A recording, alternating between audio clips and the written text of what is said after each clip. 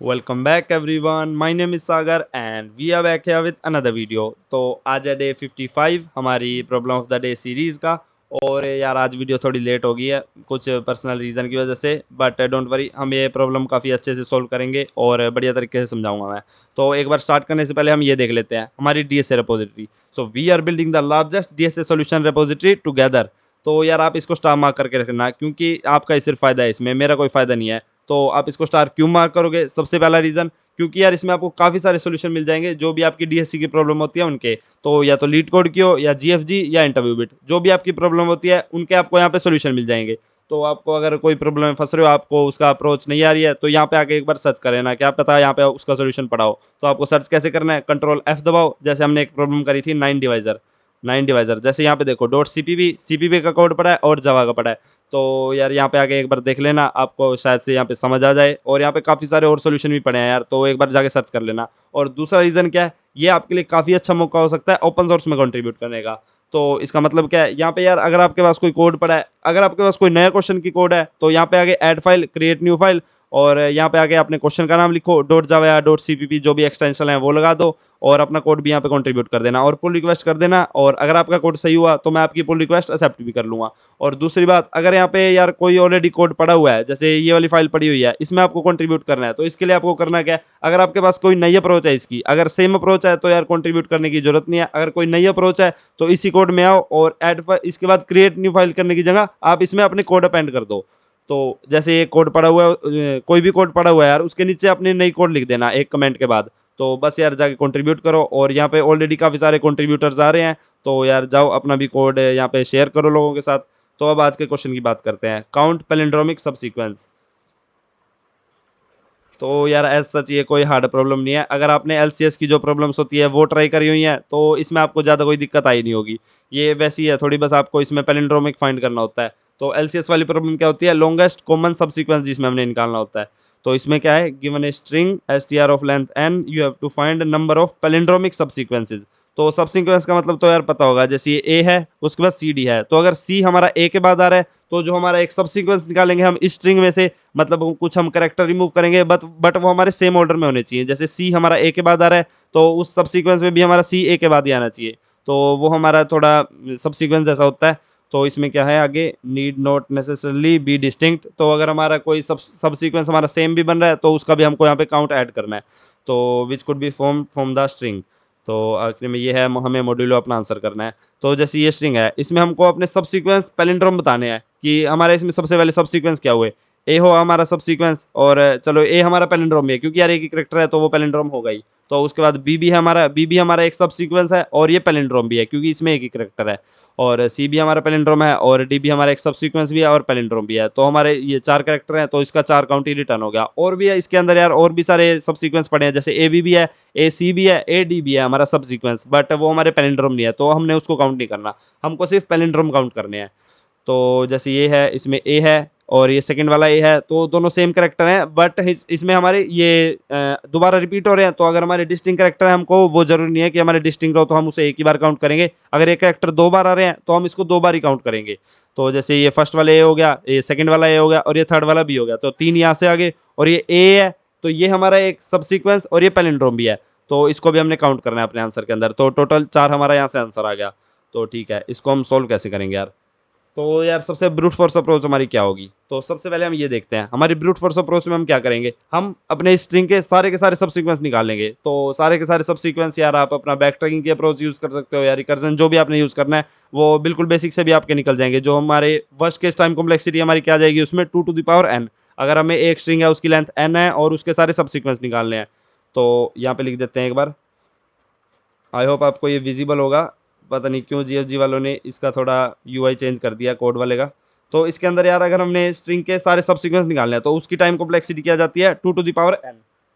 तो उसके बाद हमारा, हमको अगर हमने एक स्ट्रिंग के सारे सब सीक्वेंस निकाले तो हमको चेक क्या करना है, हमारे पास पैलिंड्रोमिक सब सीक्वेंस कितने हैं। तो यार उसके बाद हम क्या करेंगे, हमारे पास अब सब सीक्वेंस पड़े हैं सारे, तो हम एक एक करके सभी में ट्रैवर्स करेंगे और हम चेक करेंगे वो पैलिंड्रोम है या नहीं। तो हमको यार अब सारों में ट्रैवर्स करना पड़ेगा। तो इंटू एन, तो ये हमारी 2 to the power n into n हमारी टाइम कॉम्प्लेक्सिटी जा रही है, जो कि काफ़ी ख़राब बात है, ऐसी जानी नहीं चाहिए, इतनी ज़्यादा जा रही है। और यार इसमें हमारा स्पेस भी यूज़ होगा, हम क्योंकि अपने सब सीक्वेंस स्टोर भी तो कराएंगे। तो 2 to the power n हमारा स्पेस यूज़ होगा। तो यार ये काफ़ी ख़राब है, बट यार हमारा कोड तो चल जाएगा, बट इस केस में हमारा एक्सेप्ट नहीं होगा, क्योंकि यार यहाँ पे देखो स्ट्रिंग की लेंथ 1000 तक जा सकती है। तो अगर स्ट्रिंग की लेंथ 1000 है तो उसके टोटल सब सीक्वेंस कितने हो गए, 2 to the power 1000। तो वो बहुत ज़्यादा वैल्यू हो जाएगी यार, बट हमारा ये इसमें सबमिट नहीं होगा, बट ये हमारा एक वर्केबल कोड है। तो यार ये अप्रोच हम यूज़ नहीं करेंगे, ये बिल्कुल ब्रूट फोर्स अप्रोच है। हम इसमें क्या यूज़ करेंगे, डीपी का। तो डीपी का यूज़ हम क्यों करेंगे, क्योंकि यार इसमें ऑप्टिमल सब स्ट्रक्चर है। हम अपनी मेन प्रॉब्लम का आंसर हम अपने सब प्रॉब्लम में से निकालेंगे। तो अगर हमारे पास ये जो भी है अपने पैलिंड्रोम के लिए हमको क्या चाहिए होता है, लास्ट वाले कैरेक्टर इक्वल होनी चाहिए और बीच वाली स्ट्रिंग भी हमारे पास पैलिंड्रोम होनी चाहिए। बीच वाली कोई भी, हम इसमें से क्या करेंगे, हमारे पास दो कैरेक्टर होंगे ए, और ये लास्ट में अगर जो भी हमारा कैरेक्टर होगा, हम इसमें दो पॉइंटर लेके चलने पड़ेंगे, एक हमारा स्टार्टिंग से, एक हमारा एंडिंग से। और हम क्या करेंगे, बीच में से हमारी सब स्ट्रिंग जो भी है अपना पैलिंड्रोमिक सब सीक्वेंस निकालेंगे और लास्ट वाले कैरेक्टर से कंपेयर कराएंगे। तो ऐसे यार हम कुछ अपना जुगाड़ बिठा के अपना जो भी है मेन प्रॉब्लम का आंसर फाइंड करेंगे, टोटल नंबर ऑफ पैलिंड्रोमिक सब सीक्वेंस।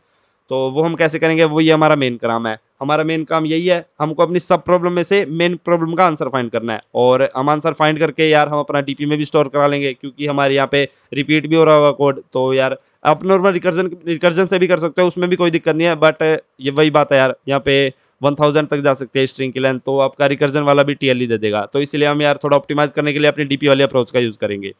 तो इसमें हम करेंगे क्या, हमारे पास ये स्ट्रिंग है, तो एक बार एग्जांपल से दिखा देता हूँ। तो जैसे हम एग्जांपल ले लेते हैं कोई भी, ए, तो ए बी ए सी ए। तो जैसे हमारे पास ये स्ट्रिंग है एक, इसके अंदर हमने क्या करना है, हमको जैसे ये हम दो पॉइंटर ले लेते हैं, ये हो गया हमारा ith और ये हो गया हमारा jth। तो इसके बाद हमने क्या करना है, हमको अपने सारे के सारे सब सीक्वेंस निकालने हैं, अपने सब सारे के सारे सब सीक्वेंस निकालेंगे और बताएंगे कि हमारे पैलिंड्रोम कितने बन रहे हैं। तो हमारी सब प्रॉब्लम सबसे पहले क्या हो गया, अगर हम दो पॉइंटर ये सिलेक्ट करें तो बाकी बचे हुए जो इसके बीच में है वो हमारी होगी सब प्रॉब्लम। तो हमने सब प्रॉब्लम में से अपने ओरिजिनल प्रॉब्लम का आंसर निकालना है। तो सबसे पहले यार इसमें केस क्या बनेंगे, सबसे पहले हमारा केस ये बन रहा है, देखो ये आई है, ये jth है, इन दोनों के करेक्टर इक्वल है, तो ये हमारा एक केस बन रहा है। तो अगर ith है हमारा ए और jth है हमारा ए, तो दोनों हमारे सेम करेक्टर है, तो एक आंसर तो यार हमारा यहीं से आ गया। ये हमारा सब सीक्वेंस है और ये हमारा पैलिंड्रोम भी है, तो एक आंसर तो हमारा यहीं से ही आ गया। तो ठीक है, इसके बाद हमारा आंसर क्या होगा, या तो हम ऐसा कह सकते हैं, हम यार ith करेक्टर और jth करेक्टर को हम और कैसे यूज कर सकते हैं, तो सोचो यार थोड़ा। हम इस ith करेक्टर को बाकी बची हुई स्ट्रिंग के साथ यूज कर लें, तो उसके बाद हमारे कुछ भी सब सीक्वेंस बना सकते हैं। हम ये ith करेक्टर के साथ हम बाकी स्ट्रिंग के साथ सब सीक्वेंस बनाने हैं ना, तो हम ith करेक्टर को यूज करके हम अपना सब सीक्वेंस बना सकते हैं, या फिर हम अपने jth करेक्टर को यूज करें बाकी बची हुई स्ट्रिंग के साथ, तो उससे भी हम अपना सब सीक्वेंस बना सकते हैं। तो और क्या केस बचेगा हमारा, तो या तो हम पूरे से बना सकते हैं, तो पूरे से तो हम बना ही रहे हैं, हम अपना वही केस चेक कर रहे हैं, तो पूरे से बना रहे हैं, तो उसी से हम अपना ith और jth पॉइंटर ले रहे हैं, तो वो तो हम कर ही रहे हैं। तो इसके बाद हमारा केस क्या बचा, हम ये वाला केस ले रहे हैं, ए बी ए सी। तो हम ये वाली स्ट्रिंग देख रहे हैं, ए बी ए सी, तो हमने ith करेक्टर सिलेक्ट करा अपनी सब प्रॉब्लम के साथ। और दूसरा केस क्या बन रहा है हमारा, बी ए सी ए, बी ए सी ए। तो यहाँ पे एक बार इरेज करके दिखाता हूँ।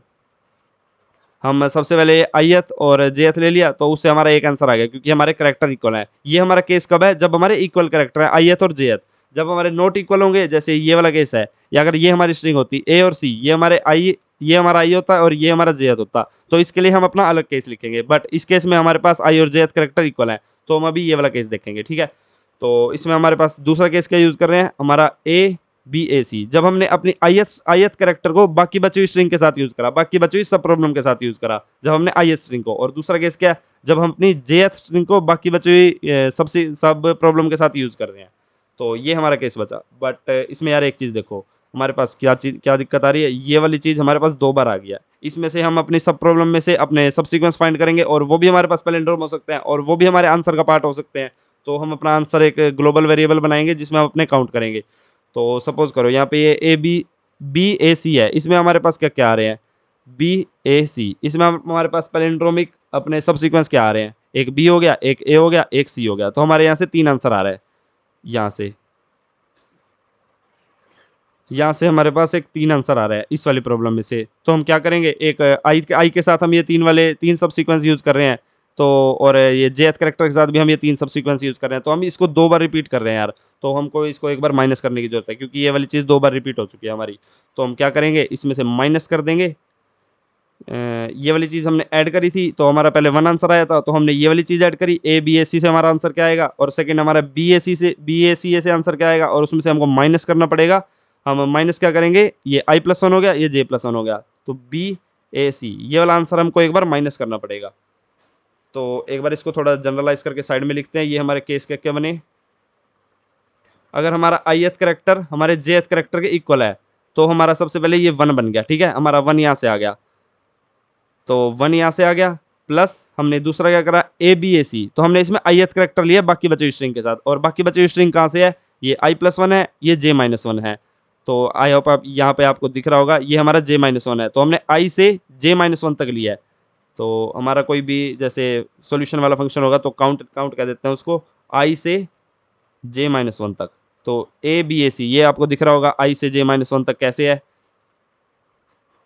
तो इसके बाद हम तीसरी चीज क्या प्लस कर रहे हैं, हम अपना काउंट प्लस कर रहे हैं बी ए सी ए। हम जेथ करेक्टर तो ले रहे हैं पर हम i+1 से चल रहे हैं, ठीक है, तो हम i+1 से j तक ले रहे हैं, i+1 से j तक। तो ये हमारा सेकंड हो गया, और माइनस क्या चीज कर रहे हैं हम, जो ये बीच में रिपीट हो रही है, तो ये हमारी कहाँ से i+1 से j-1 तक। तो count of i+1 and j-1। But यार इसमें एक और चीज़ देखो, अभी हमारा ये कोड कंप्लीट नहीं हुआ है, इसमें हमको एक और चीज़ क्या दिख रही है, सपोज करो ये हमारे दोनों करेक्टर हैं, ये हमारी एक सब प्रॉब्लम है, इसके साथ हम दोनों करेक्टर भी तो यूज़ कर सकते हैं। तो बीच में से हमारा आंसर क्या आ रहा है, बीच में से हमारा आंसर आ रहा है 3। तो एक बार इसको साइड में तीनों आंसर को करके लिख के देखते हैं। तो हमारा आंसर क्या आ रहा है, एक हमारा बी आ रहा है, एक हमारा ए आ रहा है, एक हमारा सी आ रहा है, और लास्ट में हमारे पास दो करेक्टर क्या बचे हैं, हमारे दोनों करेक्टर हैं आई और जे ए। तो ए, तो हम क्या इसको ऐसा कर सकते हैं, एक ए वाला केस तो हमने ले लिया यहाँ पे, जो हमारा आंसर 1 आ रहा था, तो ए वाला केस हमारा ये पड़ा।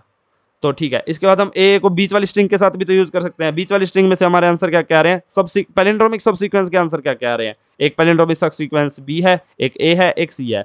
तो इन तीनों के साथ भी तो हम अपने ए को यूज कर सकते हैं, आई और जेथ करेक्टर को। तो ए को हमने यहाँ पे लिखा, ए को हमने यहाँ पे लिखा, तो ये हमारा एक पैलिंड्रोमिक सब सीक्वेंस है।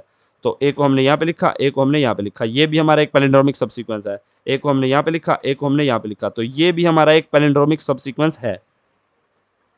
तो इसका मतलब ये वाला केस तो हमने अलग लिख दिया था, तो इसको यहाँ पे लिखने की जरूरत नहीं है। तो ये इसका मतलब क्या हो रहा है, यहाँ पे हमारे बी ए सी आंसर आ रहा था, बी ए सी, जो कि हमारा आंसर किसका था, ये हमारा 3 काउंट आ रहा है, ठीक है। तो एक बार यहाँ पे लिखते हैं, हमारा काउंट ये किसका आ रहा था, बी ए सी आंसर किसका आ रहा था, हमारा i+1 से j-1 वाले का, ठीक है, क्योंकि बी ए सी हमारा 3 आंसर 3 काउंट किसका आ रहा था, i+1 से j-1 वाले का। तो i+1 से j-1 वाले का हमारा आंसर आ रहा था 3।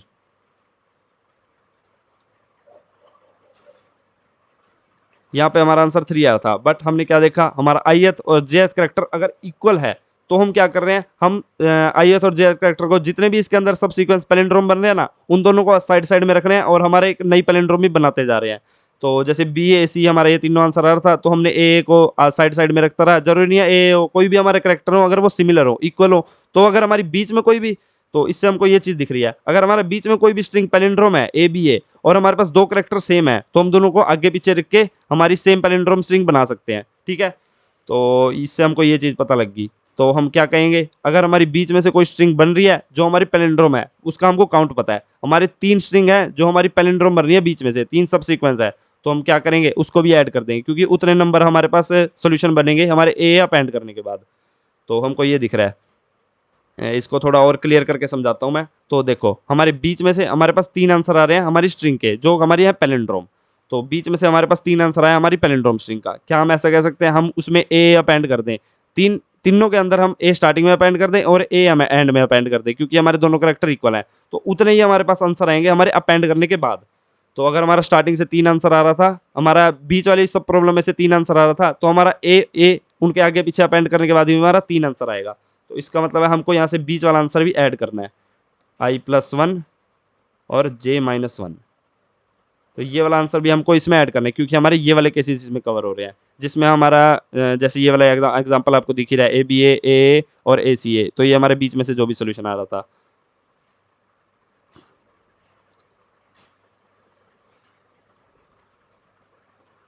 तो इसका मतलब क्या है, यहाँ पे हमने अपने सोल्यूशन कौन कौन से निकाल लिए। देखो, सबसे पहले हमने इस प्रॉब्लम का आंसर निकाल लिया, इसका आंसर 3 आ रहा था। तो सबसे पहले हमने ए देखा, हमारे दोनों करैक्टर इक्वल हैं, तो एक आंसर हमारा वहीं से आ गया। ए को हमने सब सीक्वेंस मान लिया दोनों को मिला के, और एक हमारा पैलिंड्रोमिक सब सीक्वेंस बन गया। ये हमारा 1 काउंट मिल गया हमको। और हमने क्या देखा उसके बाद, हमको ए को हम बाकी वाली स्ट्रिंग के साथ यूज कर सकते हैं और उससे कुछ आंसर निकाल सकते हैं। हम अपना कोई वो लिखेंगे, फंक्शन लिखेंगे, उससे आंसर निकालेंगे। और हम क्या कह सकते हैं, हम लास्ट वाले ए को भी यूज कर सकते हैं। जरूरी नहीं है ये हमारे करैक्टर इक्वल हो, बट हम दूसरा वाला केस भी देखेंगे जब हमारे ये ith और jth करैक्टर इक्वल ना हो। बट अभी इसी केस की बात करते हैं। तो सबसे पहले हमने क्या करा, 1 ले लिया, उसके बाद हमने ए को बाकी बचे हुई सब प्रॉब्लम के साथ यूज करा, जो स्टार्टिंग वाला ए है। उसके बाद हमने लास्ट वाले ए को बाकी बचे हुई सब प्रॉब्लम के साथ यूज करा, तो वो हमारा ये थर्ड केस हो गया। और उसके बाद हमने माइनस क्या करा, जो हमारी ये 2 बार रिपीट हो चुकी है, तो एक बार इसके साथ यूज होगी थी, एक बार इसके साथ यूज होगी थी बीच वाली प्रॉब्लम, तो हमने एक बार उसको माइनस कर दिया यहाँ से। ठीक है, प्लस हमने ये प्लस क्यों किया, उसके बाद प्लस हम क्यों करेंगे, क्योंकि यार ये हम दोनों करैक्टर बीच वाली स्ट्रिंग के साथ यूज कर सकते हैं। हमने माइनस क्यों करा था, क्योंकि यार हमारी बीच वाली प्रॉब्लम इसमें रिपीट हो रही थी, बीच वाली प्रॉब्लम रिपीट हो रही थी, जो हमारे बी ए सी से आंसर आएंगे ना वो हमारे रिपीट हो रहे थे। और हमने ये प्लस क्यों करा है, क्योंकि हम इसके साथ एक इसके साथ अलग से स्ट्रिंग बना रहे हैं, ए बी ए और ए सी ए, ये हमारी तीनों अलग स्ट्रिंग बनेगी, इसलिए हम इसको प्लस ऐड कर रहे हैं। और बीच वाला आंसर माइनस क्यों करा था, क्योंकि ये हमारे बी ए और सी ये हमारे अलग से रिपीट होंगे इन वाले केसेस के अंदर, ये जो हमारे 2 हैं। तो आई होप आपको ये चीज़ समझ आई होगी। हमने माइनस क्यों करा था, क्योंकि ये रिपीट हो रहा था, और हमने प्लस क्यों करा है, क्योंकि ये हमारे डिफरेंट सोल्यूशन आएंगे, ए बी ए और ए सी ए से। तो बीच में जो भी हमारे पास काउंट आ रहा होगा हमारे सब सीक्वेंस का, पैलिंड्रोमिक सब सीक्वेंस का, तो इसलिए हमने ये प्लस माइनस करा है। और यहाँ से एक चीज़ देखो यार, यही सेम चीज़ हम माइनस कर रहे हैं और यही सेम चीज़ प्लस कर रहे हैं, तो हम इसको काट सकते हैं। और यहाँ पे इसको काट के हम ये चीज़ देख सकते हैं अपने, यहाँ पे हमारा आंसर क्या बचेगा, हमारा आंसर ये बचा यार बस। तो इसको और थोड़ा इरेज कर देता हूँ, बाकी हमारा आंसर बस इतना बचा है। हमको अगर ith और jth करैक्टर इक्वल है, तो यहाँ पे इसको लिख देते हैं,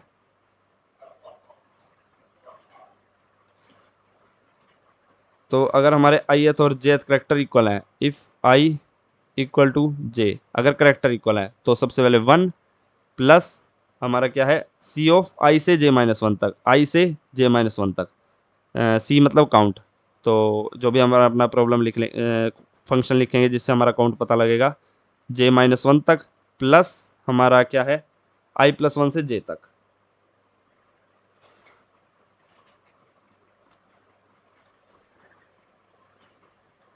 i+1 से जे तक। तो आई होप आपको ये चीज़ समझ आई होगी कि हमारा अगर करैक्टर इक्वल है तो हमने प्लस माइनस वो वाली चीज़ क्यों करी थी। तो बीच वाला यार हमको माइनस तो हर बार करना ही है, क्योंकि हमारा कोड रिपीट हो रहा था। हम यहाँ से यहाँ तक देख रहे थे, हम यहाँ से यहाँ तक देख रहे थे, तो हमारा ये वाला कोड रिपीट हो रहा है। और जब हम अपना जे तक देख रहे थे तो हमारा ये वाला कोड दूसरी बार आ रहा है, तो हमको एक बार ये माइनस करने की जरूरत है ताकि हम इसको एक ही बार यूज़ करें। तो ठीक है, चलो इसके बाद हम क्या करेंगे, अब हमारा दूसरा केस की बात कर लेते हैं।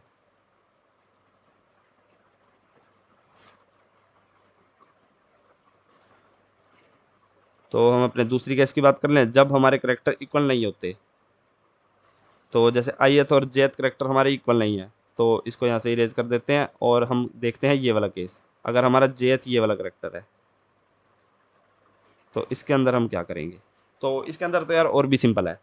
तो अगर हमारे ये करैक्टर इक्वल नहीं है तो ये 1 वाला चक्कर तो है ही नहीं है, क्योंकि ये 1 हम इसी से ले रहे थे हमारे एक सब सीक्वेंस बना के, तो इसमें हमारा एक 2 करैक्टर वाला सब सीक्वेंस तो बनेगा नहीं। ठीक है, इसके बाद हमारे पास केस क्या बनेंगे, हम अपने ith करैक्टर को इसके साथ यूज़ कर सकते हैं। इरेज करता हूँ, हम अपने ith करैक्टर को बाकी बचे स्ट्रिंग के साथ यूज़ कर सकते हैं, i+1 और j-1, या j-1 से i से j-1 तक यूज़ कर सकते हैं। ठीक है, तो अपना इसको कैसे लिखूँ, काउंट ऑफ i से j-1 तक। तो हम अपने i से j-1 तक एक बार यूज़ कर लिया। और दूसरा केस क्या है, हम अपने लास्ट करैक्टर को बाकी बच्चों ये सब प्रॉब्लम के साथ यूज़ करें, तो प्लस काउंट ऑफ i+1, तो हमारा अब ये वाला केस बचा i+1 से j तक।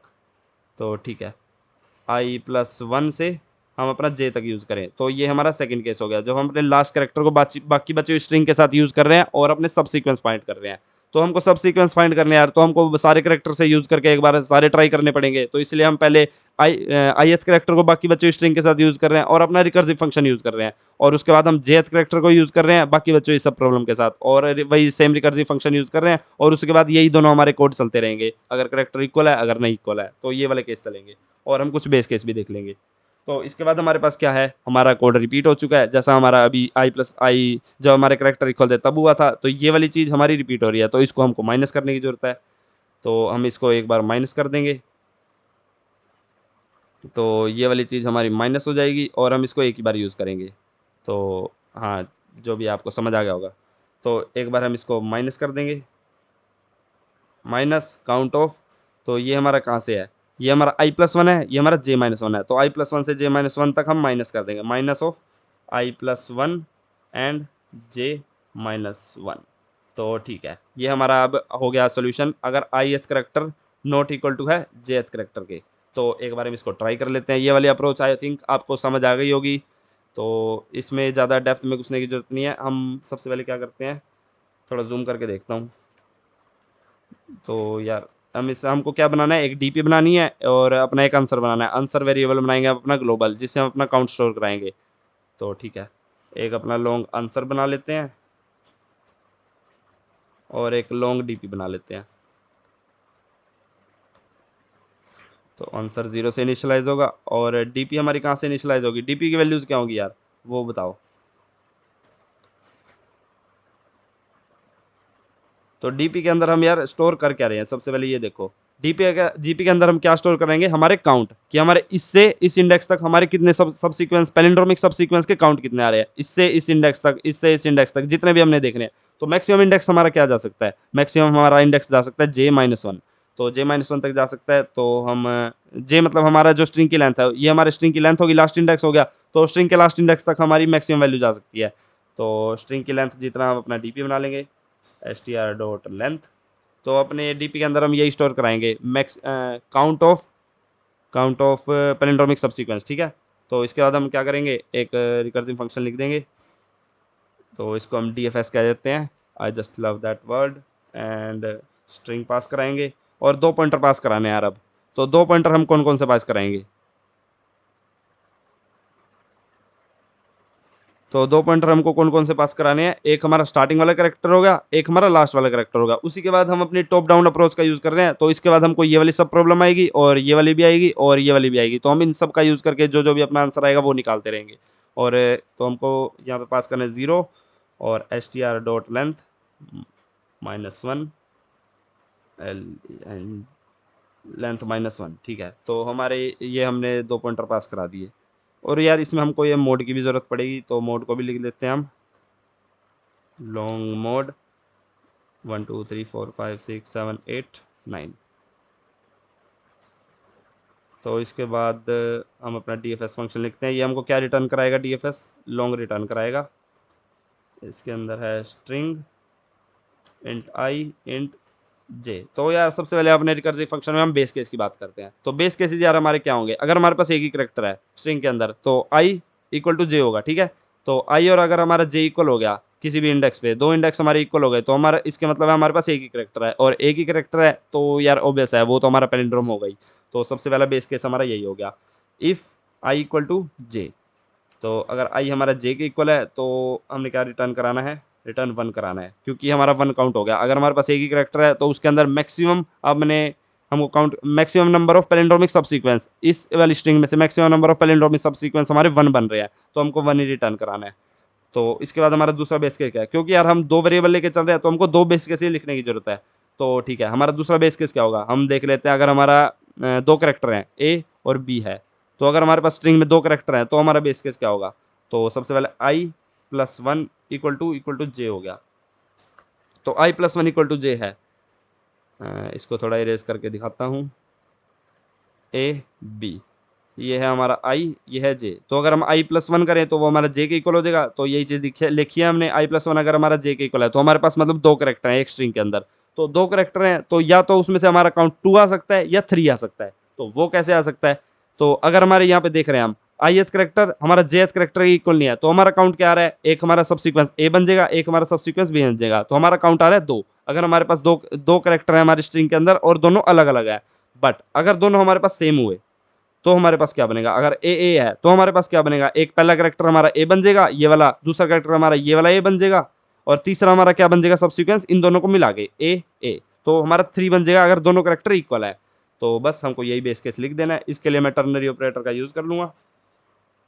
अगर हमारा s dot char at ith character हमारा jth करेक्टर के इक्वल हो गया, तो अगर इक्वल हो गया तो हमको क्या रिटर्न कराना है, हमारा 3 आंसर आ रहा है अगर इक्वल है तो, नहीं तो हमको 2 रिटर्न कराना है अगर नॉट इक्वल है तो ठीक है, हमने 2 बेस केस लिख लिए। अब अपना आगे का काम कर लेते हैं। आगे का काम हमारा क्या है, हमारे ये 2 केसेस चल रहे हैं, या तो हमारे करेक्टर ith करेक्टर हमारा jth के इक्वल होगा या फिर नहीं होगा, हमको 2 केसेस लिखने हैं ये, ठीक है। तो इफ ये वाला सेम चीज लिख लेते हैं, तो इफ हमारा ith करेक्टर हमारा jth के इक्वल है तो हम जा रहे हैं इस साइड, तो इस साइड हम क्या कर रहे हैं, सबसे पहले 1 प्लस कर रहे हैं, रिटर्न 1 प्लस। इसके बाद हम अपना यही सेम फंक्शन कॉल कर रहे हैं i से j-1 तक के लिए, i से j-1 तक के लिए यहाँ तक, ठीक है। तो same function call dfs i से j-1 तक के लिए, और प्लस हम क्या कर रहे हैं i+1 से j तक, i+1 यहाँ से हुआ से j तक, तो ठीक है। फिर हम अपना लास्ट करेक्टर ऐड कर रहे हैं, तो dfs ऑफ i+1 से j तक, तो ठीक है ये चीज़ ठीक है अगर हमारे करेक्टर इक्वल है। एल्स केस में हमारा क्या जाएगा, जब हमारे ith और jth करेक्टर इक्वल नहीं है जैसा कि यहाँ पे है, तो हम क्या कर रहे हैं, सबसे पहले i से j-1 तक, रिटर्न dfs i से j-1 तक, और इसके बाद हम क्या कर रहे हैं, प्लस कर रहे हैं हम dfs ऑफ i+1 से j तक, और इसके बाद हम क्या कर रहे हैं, माइनस कर रहे हैं i+1 j-1 minus dfs of i+1 and j-1, और यहाँ पे s भी है। तो ये हमारा अभी बिल्कुल रिकर्सिव अप्रोच है, ठीक है। इसमें हम अपने डीपी का यूज कहीं पे भी नहीं किया है, तो एक बार इसको चेक करके देखते हैं कि ये हमारा सही आंसर देगा भी या नहीं। ओके, दिक्कत कहाँ आ रही है, can not find symbol. Okay यार, इसमें मेथड होता है स्ट्रिंग में, थोड़ी सी डम मिस्टेक है ये।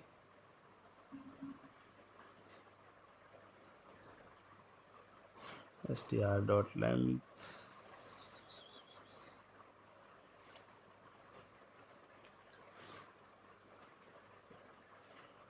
ओके, काफ़ी सारे कंपाइलेशन एरर्स।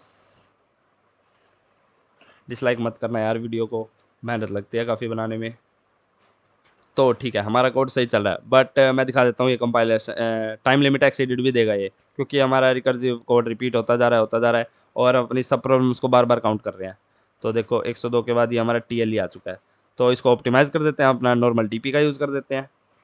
तो डीपी का यूज़ हम कहाँ पे करेंगे, यहाँ पे एक बार बेस केस लिख देते हैं, इफ़ हमारे डीपी में जो ith और jth करेक्टर में वैल्यू है वो नॉट इक्वल टू 0 है, डिफ़ॉल्ट वैल्यू 0 होती है हमारी, तो अगर 0 नहीं है तो हमने वैल्यू कोई फिल करी है तो हम ये रिटर्न करा देंगे डीपी में से। और यार यहाँ पे हमको वैल्यू फिल भी तो करनी है, तो ith एंड jth पे हमने ये वैल्यू फिल कर दी, और सेम यहाँ पे।